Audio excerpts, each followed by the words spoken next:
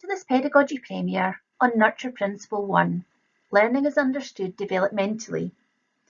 In this short video, we'll consider what we mean by the term nurture, the importance of understanding learning as developmental, and exploring a self-evaluation tool. A nurturing approach recognises that positive relationships are central to both learning and well-being. A key aspect of a nurturing approach is an understanding of attachment theory and how early experiences can have a significant impact on development. It all recognises that the early learning and school setting staff have a role to play in establishing positive relationships that are required to promote healthy social and emotional development, and that these relationships should be reliable, predictable, and consistent where possible.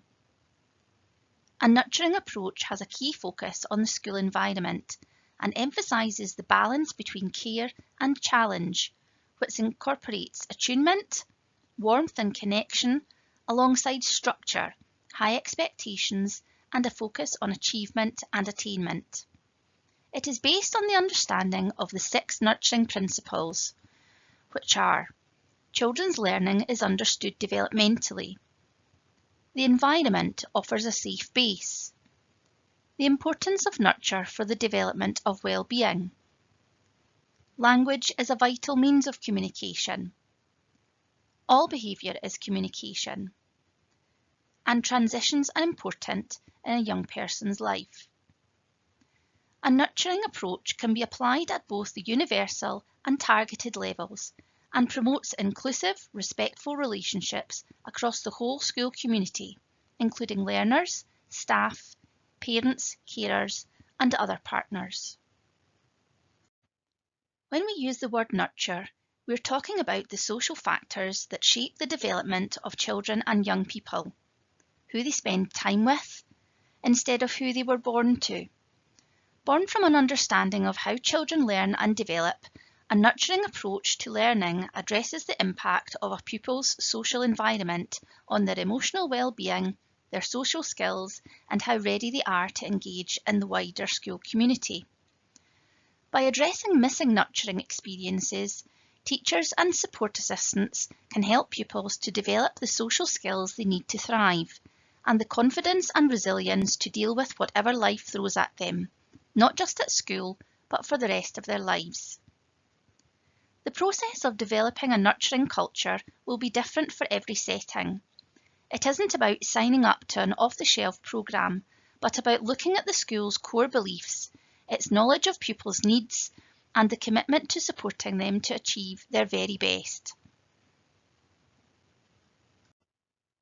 Let's start by considering Nurture Principle 1. Children's learning is understood developmentally. Children are at different stages of development, socially, emotionally, physically, and intellectually, and need to be responded to at their developmental level in each of these areas. Responding to children just as they are, with a non-judgmental and accepting attitude, will help them to feel secure, safe. Social and emotional and behavioural development tools can help staff to track and assess a child's needs and put strategies in place to support positive development. Dr. Chris Moore from EP Insights suggests that we should think about a wall of nurturing needs, where relationships and experience build healthy foundations on which we can build. Each child has their own unique individual set of circumstances, which may affect their development, and therefore their needs can vary in accordance to a range of factors. We have many big asks of our children and young people each day, and their ability to cope and handle these asks will impact on their behaviour. Our role is to support their ongoing development from wherever they are in their journey, building understanding and social and emotional skills.